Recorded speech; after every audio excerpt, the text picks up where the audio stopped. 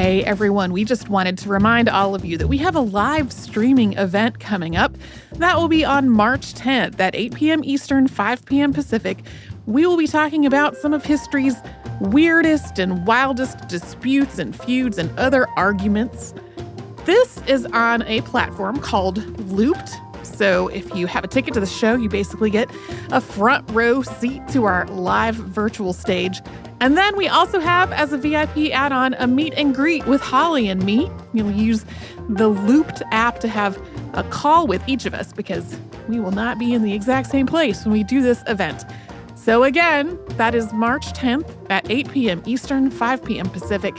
You can go to loopedlive.com. That is LOOPEDLIVE.com to buy tickets. We've also got the link pinned up at the top of all of our social feeds. Welcome to Stuff You Missed in History Class, a production of iHeartRadio.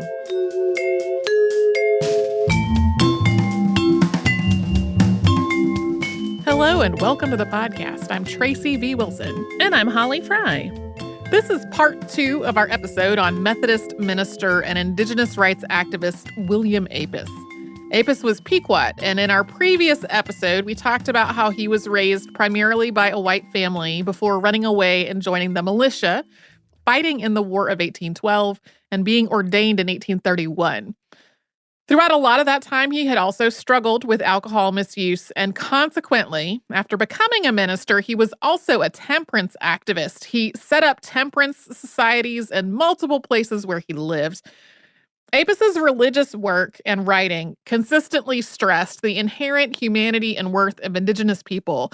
But in later years of his career, he also became involved in more direct activism in Mashpee, Massachusetts. We're going to be talking about all of that today. As we noted in part 1, William Apess was traveling all over New England, and often the congregations he addressed were racially integrated. Some of them had come to see him because of his reputation as a minister, while others were more interested in the relative novelty of a preacher who looked like him. He was Pequot, and his mother probably also had African ancestry. In 1831, Apess started preaching to predominantly Black congregations in Boston, and many of the people there were abolitionists. Apess gave one known address on the subject of slavery, although its text does not seem to have survived. But it does seem like his involvement with the abolitionist movement led him to broaden his ideas from a focus on the oppression of Indigenous people to the oppression of people of color all over the world more generally. While in Boston, Apess also met Cherokee activist Elias Boudinot. We talked about his namesake, lawyer and politician Elias Boudinot, in part 1. This Elias Boudinot had been educated at the Foreign Mission School in Cornwall, Connecticut. That was a school that had been established with the goal of, quote, civilizing Indigenous students and preparing them to be missionaries so they would return to their native communities and carry on that work.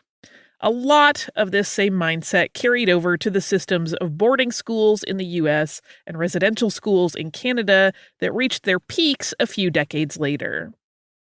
We talked about the Foreign Mission School on the show back in 2014, although we didn't really talk about the students' later lives in that much detail. By the time Boudinot and Apess met, Boudinot had started a newspaper called Cherokee Phoenix, which published articles in both English and Cherokee. And he was advocating against the removal of the Cherokee people from the southeastern United States. Apess's preaching and writing were already critical of what he saw as the hypocrisy of white Christians. Things like trying to convert Indigenous people to Christianity in the name of civilizing them while continuing to treat them as so-called heathens afterward. He became more strident and direct in these criticisms while working among Black abolitionists and Indigenous activists like Boudinot. And he faced retaliation for this. In 1831, a white man broke into his home in Groton, Massachusetts, and beat him. In 1832, he filed suit against a Methodist clergyman named John Reynolds for libel. Reynolds had made a bunch of unsubstantiated allegations about Apess doing things like buying lottery tickets and misappropriating donated money. It's possible that this was connected to Apess not supporting Reynolds' efforts to become an elder in the church. In 1833, Apess printed The Experiences of 5 Christian Indians of the Pequot Tribe. As that title suggests, these were 5 spiritual narratives: Apess's own, his wife Mary's written in her own words, and those of 3 women, Hannah Caleb, Anne Wampy, and his aunt Sally George, which were presented as having been told to Apess. At the end of this collection, Apess also printed An Indian's Looking Glass for the White Man, which was a scathing essay about injustice and religious hypocrisy. We're going to read a significant portion of this because it's so evocative of his advocacy and his thought process. It began, quote, having a desire to place a few things before my fellow creatures who are traveling with me to the grave, and to that God who is the maker and preserver, both of the white man and the Indian, whose abilities are the same, and who are to be judged by one God, who will show no favor to outward appearances, but will judge righteousness. Now I asked if degradation has not been heaped long enough upon the Indians. He went on to say, quote, I know that many say that they are willing, perhaps the majority of the people, that we should enjoy our rights and privileges as they do.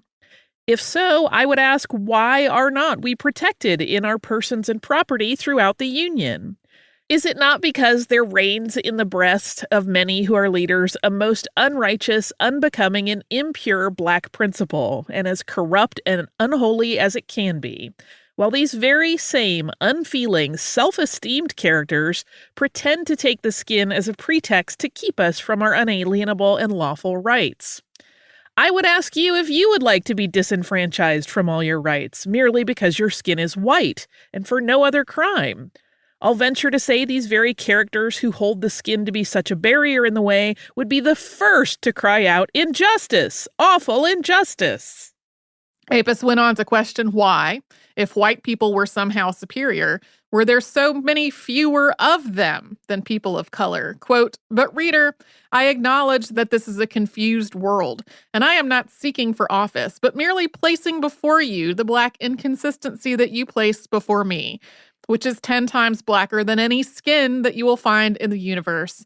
And now let me exhort you to do away with that principle, as it appears 10 times worse in the sight of God and candid men than skins of color, more disgraceful than all the skins that Jehovah ever made. If black or red skins or any other skin of color is disgraceful to God, it appears that he has disgraced himself a great deal, for he has made 15 colored people to one white and placed them here upon this earth.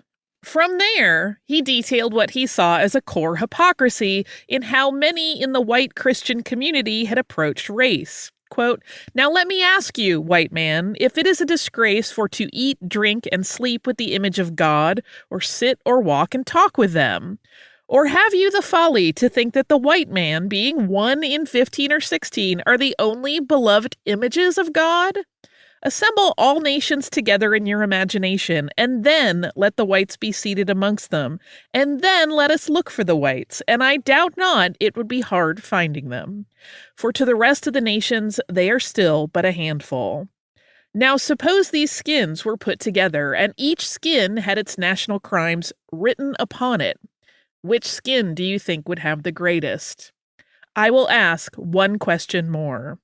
Can you charge the Indians with robbing a nation almost of their whole continent and murdering their women and children and then depriving the remainder of their lawful rights that nature and God require them to have? And to cap the climax, rob another nation to till their grounds and welter out their days under the lash with hunger and fatigue under the scorching rays of a burning sun? I should look at all the skins, and I know that when I cast my eye upon that white skin, and if I saw those crimes written upon it, I should enter my protest against it immediately and cleave to that which is more honorable. And I can tell you that I am satisfied with the manner of my creation, fully, whether others are or not. He went on to say, quote, did you ever hear or read of Christ teaching his disciples that they ought to despise one because his skin was different from theirs? Jesus Christ being a Jew, and those of his apostles certainly were not whites. And did not he who completed the plan of salvation complete it for the whites as well as for the Jews and others? And were not the whites the most degraded people on the earth at that time? And none were more so, for they sacrificed their children to dumb idols. And did not St. Paul labor more abundantly for building up a Christian nation amongst you than any of the apostles? And you know, as well as I, that you are not indebted to a principal beneath a white skin for your religious services, but to a colored one. He also recognized that the religion he was espousing was being used for oppression, saying, quote, "I would ask, what is all this ado about missionary societies if it be not to Christianize those who are not Christians? And what is it for?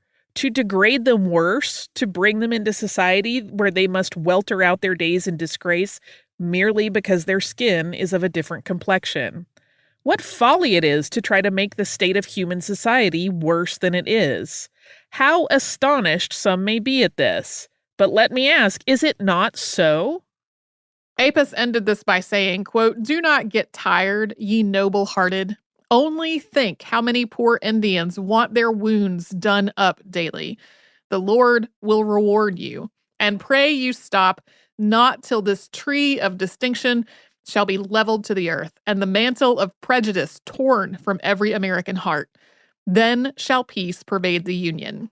Something else Apess learned about in Boston was an effort by the people of Mashpee to secure their own autonomy and protect their tribal lands. So he went to help, and we're going to talk about that after a sponsor break.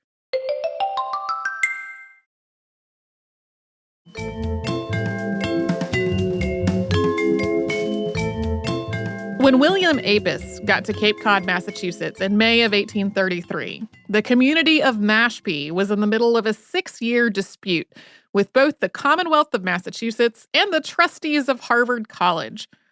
Mashpee had been established during the colonial era as sort of a proto-reservation for displaced Indigenous people. Many of them were Wampanoag, but people from other nations were included as well. Initially, Mashpee was supposed to have a set of 5 overseers, and by law, 2 of them were required to be white. But before long, all 5 of the overseers were white, which left an Indigenous community under the paternalistic control of white people without any voice in their own governance or the government of Massachusetts. Additionally, by the early 19th century, the white community was encroaching into Mashpee, and the Board of Overseers was not doing anything to stop it. The dispute with Harvard went back to 1711, when a man named William Williams, not the same William Williams we talked about in part 1, I don't think, left a bequest. This bequest was meant to pay for a minister who would Christianize the people of Mashpee. The Harvard trustees oversaw this bequest and appointed the minister. By 1833, the minister was the Reverend Phineas Fish. With few exceptions, though, the people of Mashpee did not think Reverend Fish was particularly interested in their spiritual or their physical needs, and they also did not care for his preaching. A Wampanoag minister known as Blind Joe Amos, who was Baptist, had started holding his own services.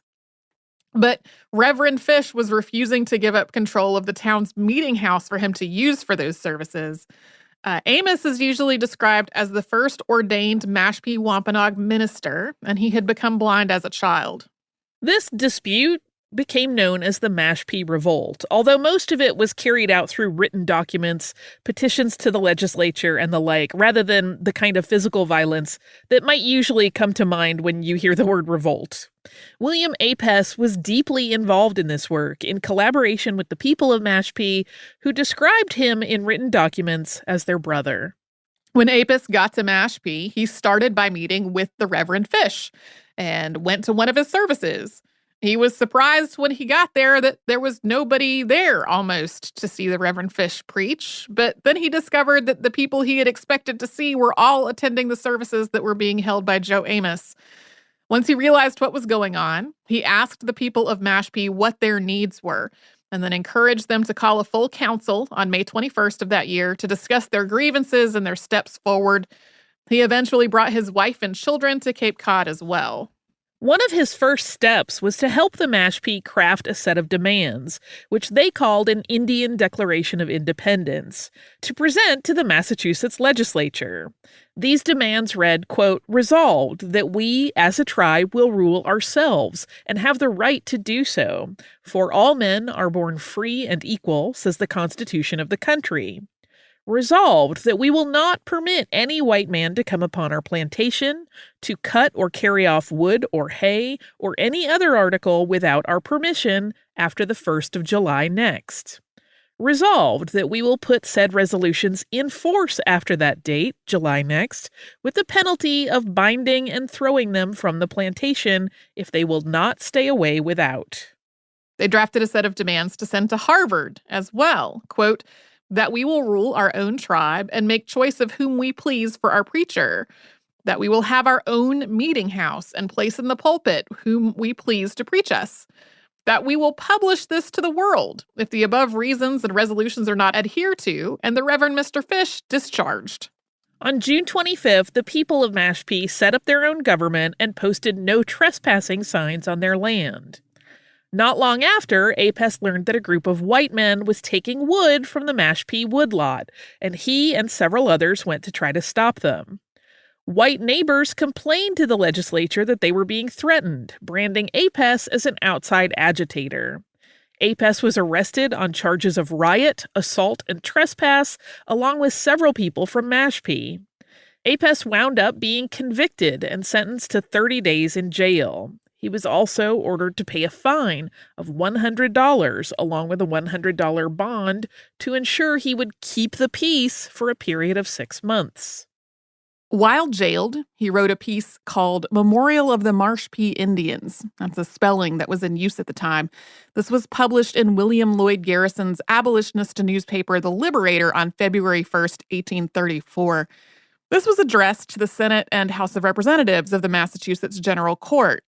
Apess pointed out the disparity between the sympathy the people of Massachusetts were showing to the Cherokee, who were fighting against being removed from their land, and what was happening in Mashpee. Quote, "While ye are filled with the fat of our father's land, and enjoy your liberties without molestation, will not this honorable body be as benevolent to us, poor Mashpee Indians, who are sighing and weeping under bondage, as ye are to the poor Cherokees?"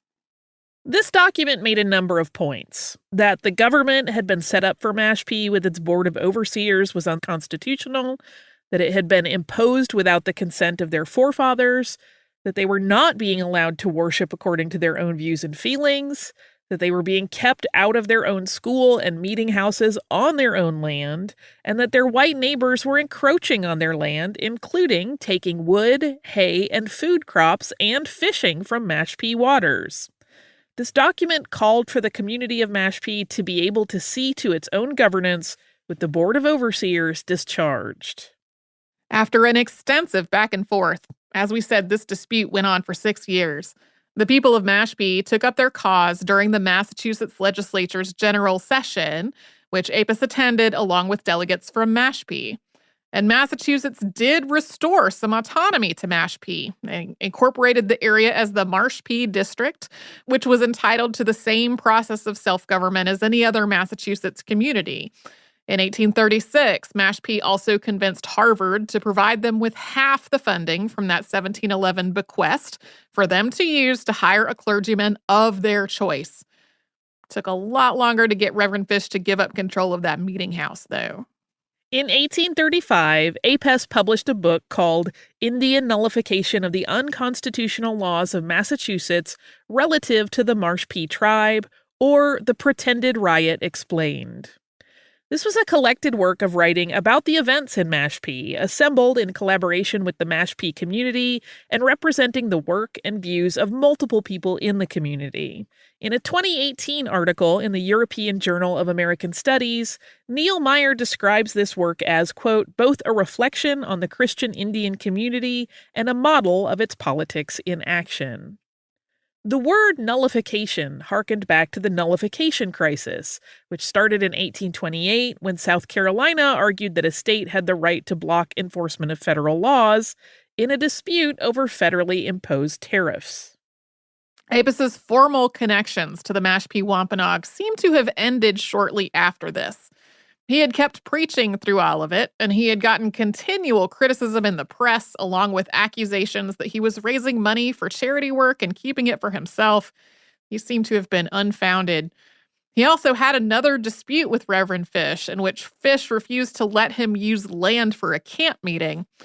At some point after all this, he left Cape Cod, although it seems like his wife and children stayed behind. Before we move on to the end of Apess's life, the eventual incorporation of Mashpee as a town was not the end of the Mashpee Wampanoag's efforts to protect their own land and identity as a tribe.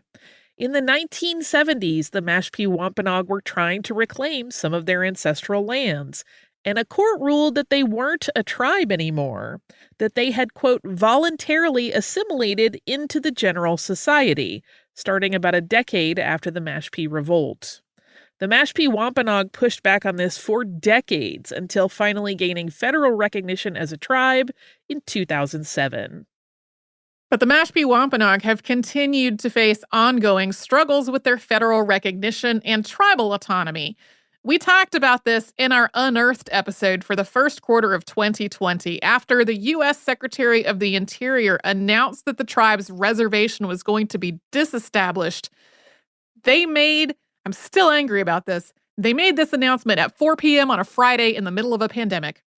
A federal judge ended up issuing a pause on that order and described a 2018 court decision that it rested on, quote, arbitrary, capricious, an abuse of discretion, and contrary to law.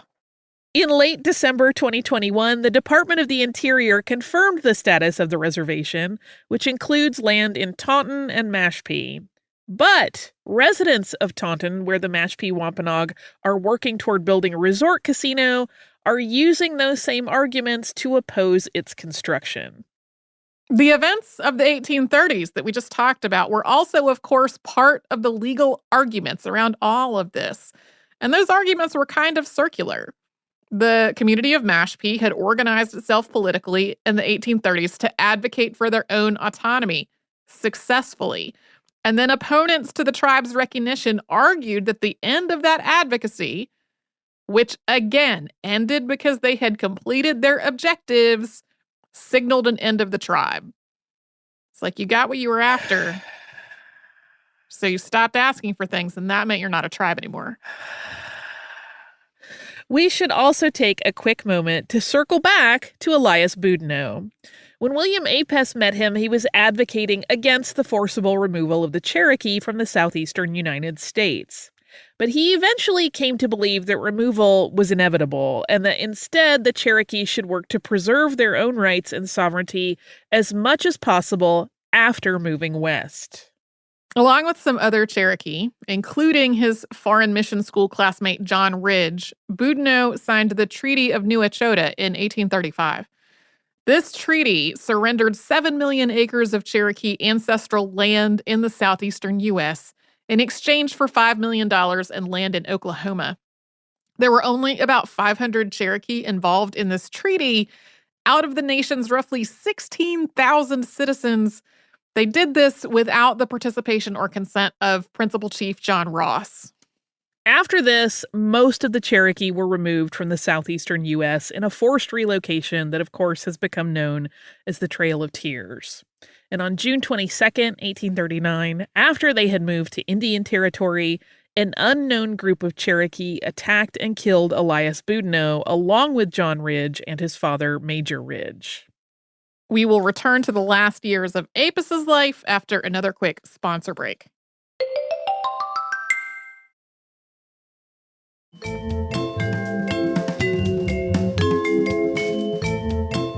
William Apess's last published work was A Eulogy on King Philip, which was both an address that he delivered at multiple venues and a book that he published. The first time that he gave this address was at the Odeon on Federal Street in Boston in 1836. As we talked about in part 1, King Philip was colonists' name for Metacom, who was sachem of the Wampanoag Nation. Apess's grandmother had also told him that he was one of Metacom's descendants. In the 1670s, the Wampanoag Nation had fought against the English colonies and their indigenous allies in what came to be known as King Philip's War. The population of North America was much smaller than it is now, and this war has been described as the deadliest war in U.S. history in terms of per capita deaths. We did an episode about this in 2020. For centuries, the vast majority of English language writing about this war and about Metacom portrayed him as a villain, with one exception being Washington Irving's 1819 Philip of Poconoket, which we talked about on the show last year. Apess, on the other hand, compared Metacom to men who were regarded as great in Western history. That included Alexander the Great, his father, Philip of Macedon, and George Washington. And he argued that Metacom was a patriot. Quote, I appeal to the lovers of liberty, but those few remaining descendants who now remain as the monument of the cruelty of those who came to improve our race and correct our errors, and as the immortal Washington lives endeared and engraven on the hearts of every white in America, never to be forgotten in time, even such is the immortal Philip honored, as held in memory by the degraded but yet grateful descendants who appreciate his character. So will every patriot, especially in this enlightened age, respect the rude yet all-accomplished son of the forest that died a martyr to his cause, though unsuccessful, yet as glorious as the American Revolution. Where, then, shall we place the hero of the wilderness? In this eulogy, Apess walked through the history of King Philip's people. Again, that was the colonists' name for Metacom. He talked about the arrival of the Pilgrims and the deep hypocrisy and injustice that he saw in their actions. Quote, how they could go to work to enslave a free people and call it religion is beyond the power of my imagination and outstrips the revelation of God's people. O thou pretended hypocritical Christian, whoever thou art, to say it was the design of God that we should murder and slay one another because we have the power. Power was not given us to abuse each other, but a mere power delegated to us by the King of Heaven, a weapon of defense against error and evil, and when abused, it will turn to our destruction. Mark, then, the history of nations throughout the world. He also explained the historical context for King Philip's War from multiple angles, including specific incidents of murders, thefts of corn from indigenous graves, broken treaties, and the death of Metacomet's brother Wamsuta, who the colonists called Alexander, possibly by poisoning. He also looked at this context more broadly, exploring social and political concepts that influenced all of these events. For example, he again criticized the removal of indigenous peoples from their lands. Quote, why, my brethren, the poor missionaries want money to go and convert the poor heathen, as if God could not convert them where they were, but must first drive them out. If God wants the red men converted, we should think that he could do it as well in one place as in another. But must I say, and shall I say it, that missionaries have injured us more than they have done us good by degrading us as a people and breaking up our governments and leaving us without any suffrages whatever, or a legal right among men. Oh, what cursed doctrine is this? It most certainly is not fit to civilize men with, much more to save their souls, and we poor Indians want no such missionaries around us. But I would suggest one thing, and that is let the ministers and people use the colored people that they have already around them like human beings before they go to convert any more, and let them show it in their churches, and let them proclaim it upon the housetops. And I would say to the benevolent, withhold your hard earnings from them unless they do it, until they can stop laying their own wickedness to God, which is blasphemy. Toward the conclusion of this piece, Apess says of Metacom, quote, who was Philip that made all this display in the world, that put an enlightened nation to flight and won so many battles? It was a son of nature, with nature's talents alone. And who did he have to contend with? With all the combined arts of cultivated talents of the old and new world. It was like putting one talent against 1,000. And yet, Philip, with that, accomplished more than all of them. Yea, he outdid well-disciplined forces of Greece, under the command of Philip, the Grecian emperor, for he never was enabled to lay such plans of allying the troops of Earth together as Philip of Mount Hope did, and even Napoleon patterned after him in collecting his forces and surprising the enemy. Washington, too, pursued many of his plans in attacking the enemy and thereby enabled him to defeat his antagonists and conquer them. What, then, shall we say? Shall we not do right to say that Philip, with his one talent, outstrips them all with their 10,000? William Apess argued for Indigenous peoples' sovereignty in multiple contexts, but it's not always clear how he imagined that sovereignty would work in practice, and that's kind of true at the end of this piece. After tracing through centuries of injustice, including injustices and massacres that continued long after King Philip's War, and arguing that the, quote, civilization being offered by missionaries was not civil at all, Apess concluded, quote, "And so all of my people have been treated, whether Christians or not. I say then, a different course must be pursued, and different laws must be enacted, and all men must operate under one general law. And while you ask yourselves, what do they, the Indians, want? You have only to look at the unjust laws made for them and say, they want what I want, in order to make men of them good and wholesome citizens. And this plan ought to be pursued by all missionaries or not pursued at all. That is not only to make Christians of us, but men, which plan as yet has never been pursued. And when it is, I will then throw my might upon the side of missions and do what I can to favor it. But this work must begin here first, in New England."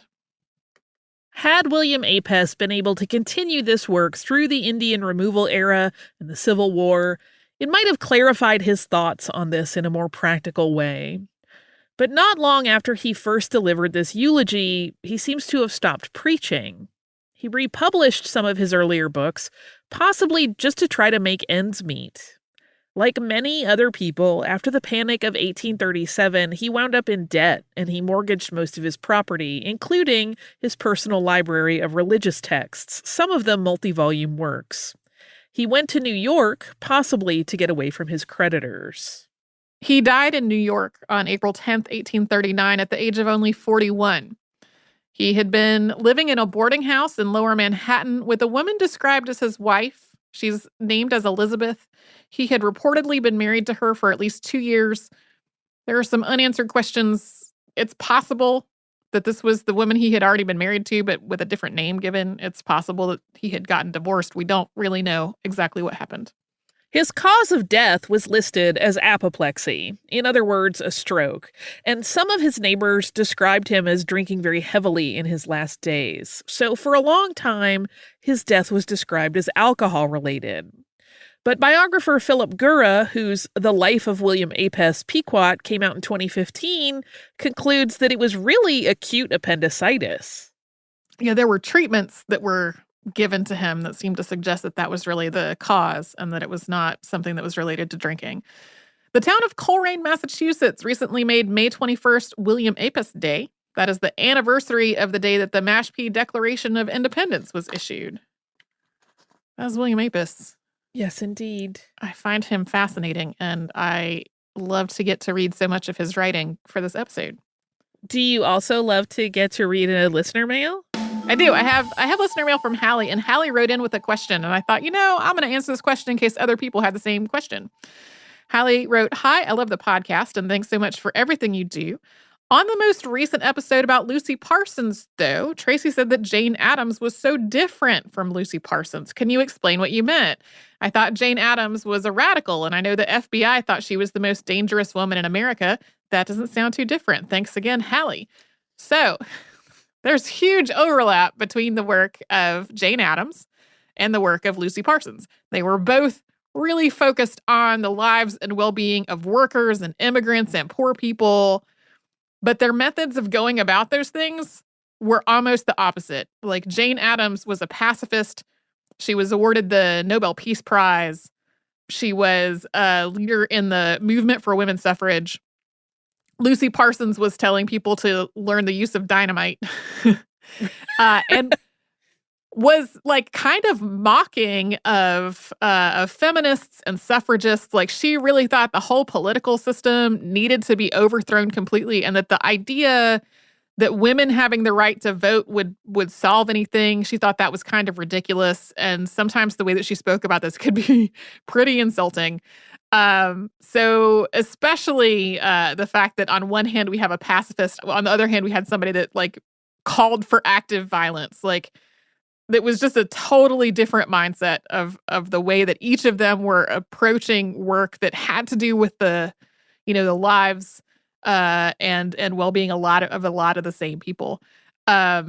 We did an episode, a two-parter about Jane Addams way back in the archive, which talks more about a lot of that.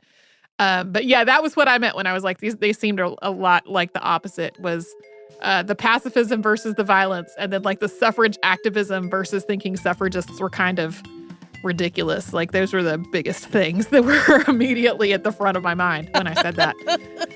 So thanks so much to Hallie for sending that note. If anybody else also had kind of question marks, now you know. If you would like to write to us about this or any other podcast, we're at historypodcast at iHeartRadio.com. And you can also find us on social media at Missed in History. That's where you'll find our Facebook, Twitter, Pinterest, and Instagram. And you can subscribe to our show on the iHeartRadio app and wherever else you like to get podcasts.